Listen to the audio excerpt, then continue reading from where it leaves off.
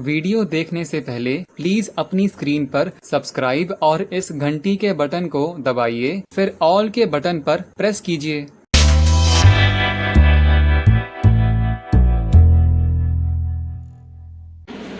तो ये अमेरिका और यूरोप से जो कुछ आया ये हमारी जिंदगी में रहे जरूरी नहीं है। डिओडोरेंट इस्तेमाल मत करो, वो क्यों करते हैं मैंने बताया। पसीने की बदबू आती है, आपको क्यों आनी चाहिए, और अगर आती है तो पेट ठीक करो, स्प्रे करने से कुछ नहीं होगा।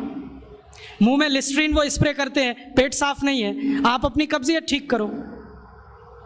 तो उनकी नकल मत करो, क्योंकि वो एक खास तरह की व्यवस्था में रहते हैं, हम दूसरे तरह की व्यवस्था में रहते हैं। ध्यान रखो, वो बहुत ठंड को झेलते हैं, हम इतनी ठंड नहीं झेलते, इसलिए वो चाय कॉफ़ी पिए, उनका ब्लड प्रेशर बढ़ा रहे वो चलेगा, आपका थोड़ा भी बढ़ गया तकलीफ करेगा। अपनी भारत की भूषा और इंग्लैंड जमीन आसमान का अंतर है। वो ठंड वाले जगह रहते हैं, टाई सूट पहनना उनके लिए मजबूरी है, हमको टाई सूट पहनने की कोई मजबूरी।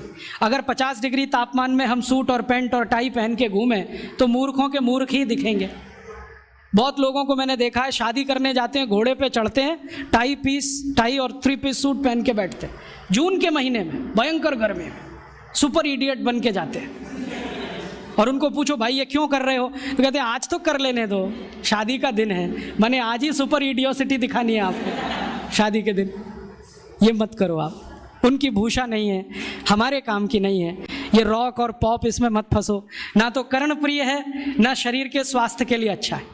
भारतीय संगीत इतना स्लो, इतना मधुर कि आपको म्यूजिक से ही बहुत सारी बीमारियां ठीक हो जाएं। आपको मालूम है कभी म्यूजिक थेरेपी रहा है इस देश में। तो अपनी जिंदगी में ये एलोपैथी निकालो। सवेरे ही सवेरे उठते हो, चाय पी लेते हो, कॉफ़ी पी लेते हो। आयुर्वेद कहता है कि ये जो चाय कॉफ़ी पिए तो जिंदगी भर बीमारी ही बीमारी। सवेरे का दिन शुरू करो पानी से, चाय कॉफ़ी से नहीं, तो अपने आप स्वस्थ रहोगे। तो अपने जीवन में भी थोड़ा आयुर्वेद को लाओ, अपने जीवन में खान पान आयुर्वेद के हिसाब से, रहन सहन आयुर्वेद के हिसाब से, आचार व्यवहार आयुर्वेद के हिसाब। खान पान माने जो भारतीय है वही रखो, तो वो तो इतनी ऊंचाई वाला है। तो भारतीय भजन और भारतीय भेषज माने औषधि, जितना बने उतना जीवन में आप करो, दूसरों को करने के लिए प्रेरित करो। तो एक दिन ये विदेशी विद्या चली जाएगी, और ये गई तो फिर इस देश को निरोगी रखना, निरापद रखना आसान हो जाएगा।